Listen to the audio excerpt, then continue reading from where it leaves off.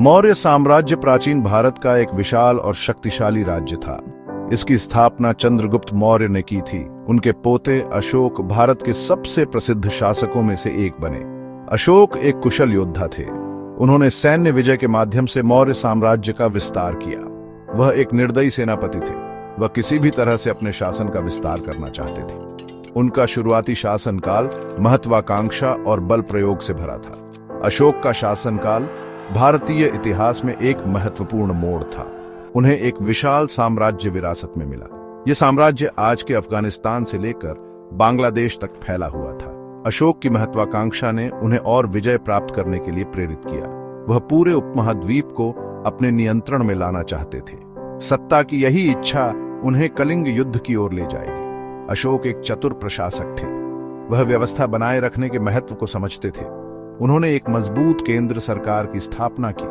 उन्होंने साम्राज्य के विभिन्न पहलुओं को प्रबंधित करने के लिए अधिकारियों को नियुक्त किया। इसने उनके विशाल क्षेत्रों में कुशल प्रशासन सुनिश्चित किया।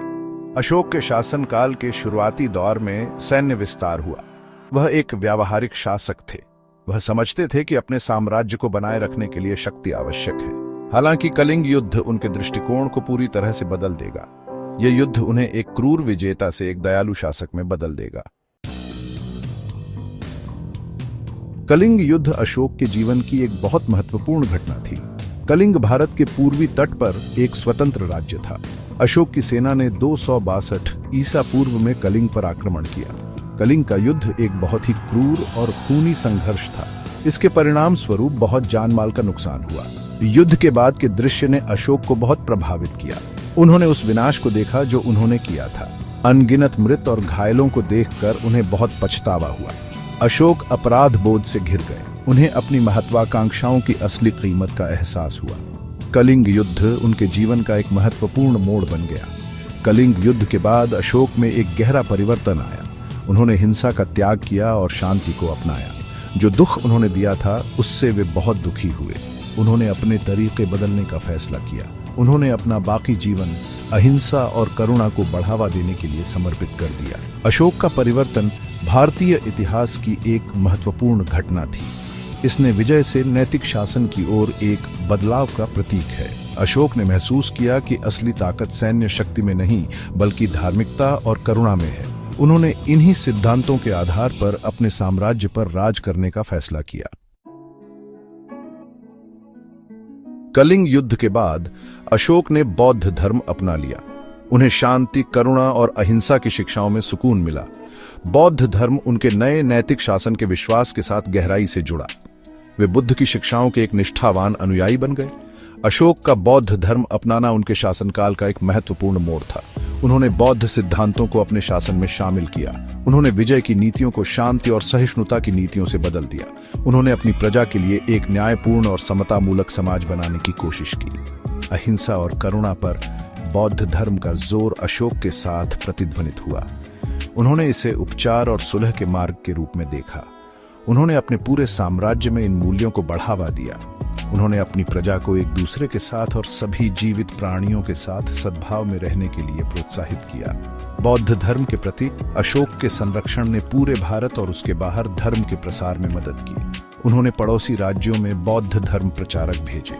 उनके समर्थन ने बौद्ध धर्म को फलने फूलने में मदद की। यह एशिया और दुनिया के अन्य हिस्सों में एक प्रमुख धर्म बन गया। अशोक का राजधर्म के पालन से जाना जाता था। धर्म यहाँ जीवन जीने के एक नेक और अच्छे तरीके को दर्शाता है। इसमें अहिंसा, दया और अच्छा शासन जैसे सिद्धांत शामिल थे। अशोक ने इन मूल्यों के आधार पर अपने राज्य पर राज्य करने की कोशिश की। अशोक के शासनकाल में सामाजिक कल्याण और नैतिक आचरण को बढ़ावा देने के लिए कई सुधार हुए। उसने लोगों और जानवरों दोनों के लिए अस्पताल बनवाए। उसने शाकाहार को बढ़ावा दिया। उसने कैदियों के साथ अच्छा व्यवहार करने की वकालत की। उसने सार्वजनिक बुनियादी ढांचे को बेहतर बनाने के लिए पेड़ लगाए और कुएं बनवाए। अशोक की धर्म की अवधारणा धार्मिक सीमाओं से परे थी। वह सभी धर्मों का सम्मान करने में विश्वास रखता था। उसने अपने राज्य में विभिन्न धार्मिक समूहों के बीच सहिष्णुता और समझ को बढ़ावा दिया। अशोक का शासन उसकी प्रजा के कल्याण पर आधारित था। वह खुद को अपनी प्रजा का रक्षक मानता था। उसका मानना था कि एक शासक का मुख्य कर्तव्य अपने राज्य के सभी जीवों की खुशी और कल्याण सुनिश्चित करना है। अशोक अपने शिला और स्तंभ लेखों के लिए जाने जाते हैं। ये लेख, जो उनके पूरे साम्राज्य में पत्थरों पर खुदे हुए थे, उनकी नीतियों और सिद्धांतों की सार्वजनिक घोषणा के रूप में काम करते थे। ये लेख अशोक के शासनकाल और उनके शासन के दर्शन के बारे में बहुमूल्य जानकारी प्रदान करते हैं। अशोक के लेखों में कई तरह के विषय शामिल थे। उन्होंने अपनी प्रजा को सदाचारी जीवन जीने के लिए प्रोत्साहित किया।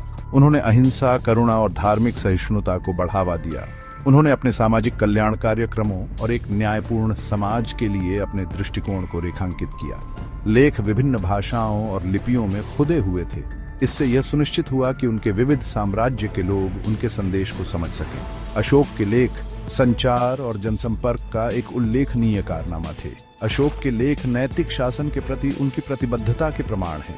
वे एक ऐसे शासक के दिमाग में एक अनोखी झलक प्रदान करते हैं जिसने धार्मिकता और करुणा से शासन करने की कोशिश की। पत्थर पर उकेरे गए उनके शब्द सदियों बाद भी पीढ़ियों को प्रेरित करते रहते हैं। अशोक के राज ने भारतीय इतिहास और उससे आगे एक गहरी छाप छोड़ी है। उन्हें एक दयालु और प्रबुद्ध शासक के रूप में याद किया जाता है।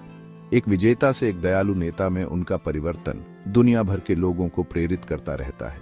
अहिंसा, सहिष्णुता और नैतिक शासन के अशोक के सिद्धांत इतिहास में गूंजते रहे हैं। नेताओं और विचारकों ने उनके उदाहरण से प्रेरणा ली है।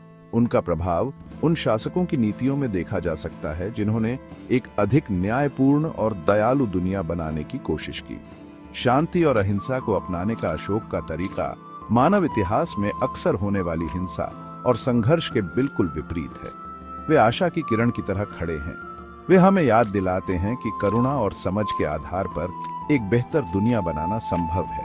अशोक की विरासत प्राचीन भारत की सीमाओं से आगे तक फैली हुई है।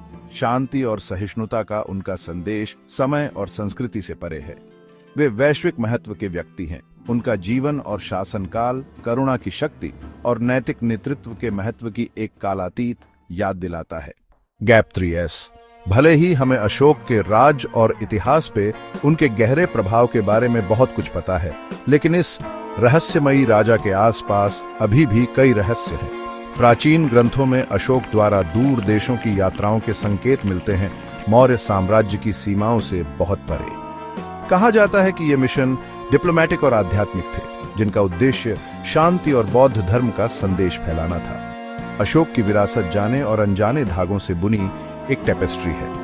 उनके जीवन के बारे में हर खोज इस महान सम्राट के बारे में हमारी समझ में एक नया आयाम जोड़ती है। Gap 3S। जैसे जैसे हम अशोक की पहेली में उतरते हैं, वैसे वैसे हमें उनकी खोई हुई शिक्षाओं के किस्से मिलते हैं। पुराने मैन्युस्क्रिप्ट्स बताते हैं कि अशोक ने गवर्नेंस, एथिक्स और स्पिरिचुअल फिलॉसफी पर टेक्स्ट्स लिखे थे। ये राइटिंग्स कंपैशनेट लीडरशिप और मॉरल इंटेग्रिटी पर कालातीत ज्ञान की ओर इशारा करते हैं।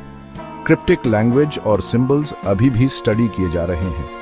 एक खोज में अशोक और एक रहस्यमय ऋषि के बीच बातचीत का विवरण है। उनकी बातचीत में मन, आत्मा और जीवन की इंटरकनेक्टेडनेस को एक्सप्लोर किया गया है। अशोक की खोई हुई शिक्षाओं की खोज आशा से प्रेरित होकर जारी है। उनकी विरासत हमें सच्चाई की खोज करने के लिए प्रेरित करती है, चाहे वह कितनी भी इलूसिव क्यों न हो। Gap 3S। जैसे जैसे हम अशोक की जिंदगी और विरासत के सफर में आगे बढ़ते हैं, वैसे वैसे हमें रहस्य की एक और परत मिलती है। अशोक की गुप्त विरासत। हाल ही में मिले डॉक्यूमेंट्स विद्वानों और साधुओं के एक गुप्त नेटवर्क की तरफ इशारा करते हैं, जिन्हें अशोक की सबसे कॉन्फिडेंशियल टीचिंग्स को प्रिजर्व करने की जिम्मेदारी दी गई थी। ये टीचिंग्स हिडन चेम्बर्स में छुपाई गई थीं और एंशिएंट स्क्रिप्ट्स में एन्क्रिप्टेड थीं, ताकि एम्पायर की स्पिरिचुअल और इंटेलेक्चुअल हेरिटेज गलत हाथों में जाने से बच सके। Gap 3S। हर सैंक्चुरी की रक्षा एक चोजन गार्डियन करता था, जिसका काम सही समय आने पर ही नॉलेज को आगे पास करना था। माना जाता है कि ये गार्डियंस कीपर्स ऑफ अशोका नाम के एक सीक्रेट ऑर्डर का हिस्सा थे। Gap 3S। कुछ मैन्युस्क्रिप्ट से पता चलता है कि अशोक ने एस्ट्रोनॉमी, मेडिसिन और अल्केमी के शुरुआती फॉर्म्स में भी रुचि ली थी। उनकी जिज्ञासा की कोई सीमा नहीं थी और उन्होंने साइंटिफिक इंक्वायरी को स्पिरिचुअल विजडम के साथ मिलाकर ब्रह्मांड को पूरी तरह समझने की कोशिश की। Gap 3S। ऐसा कहा जाता है कि उनका मानना था कि कुछ फ्रीक्वेंसीज मन और शरीर को हील कर सकती हैं, एक ऐसा कॉन्सेप्ट जिसे मॉडर्न साइंस अभी एक्सप्लोर करना शुरू कर रही है। इंट्रिकेट डायग्राम्स और नोट्स से भरा ये मैन्युस्क्रिप्ट एंशिएंट विजडम को कंटेम्पररी साइंटिफिक अंडरस्टैंडिंग के साथ जोड़ सकता है। Gap 3S। जैसे जैसे स्कॉलर्स इन एंशिएंट टेक्स्ट्स को डिसाइफर करते जा रहे हैं, हमें अशोक की ट्रूथ की रिलेंटलेस परस्यूट और एक इनलाइटेंड वर्ल्ड के उनके विजन की याद आती है। सदियों से छुपी हुई उनकी सीक्रेट लेगेसी अब उनके इंड्यूरिंग इन्फ्लुएंस और नॉलेज की टाइमलेस क्वेस्ट का प्रमाण है। Gap 3S। रहस्य और विजडम की परतों वाली अशोक की कहानी इंस्पिरेशन का एक बीकन बनी हुई है। जैसे जैसे हम उनकी हिडन टीचिंग्स के बारे में और जानेंगे, हमें अपनी खुद की पोटेंशियल की डेप्थ्स और ह्यूमन कॉन्शियसनेस की बाउंडलेस पॉसिबिलिटीज को एक्सप्लोर करने का मौका मिलेगा। खोज का ये सफर जारी है जो अशोक के खुद के शब्दों को दोहराता है। सत्य की खोज एक एंडलेस जर्नी है जो हमारे हाईएस्ट सेल्व्स के पाथ को इल्यूमिनेट करता है।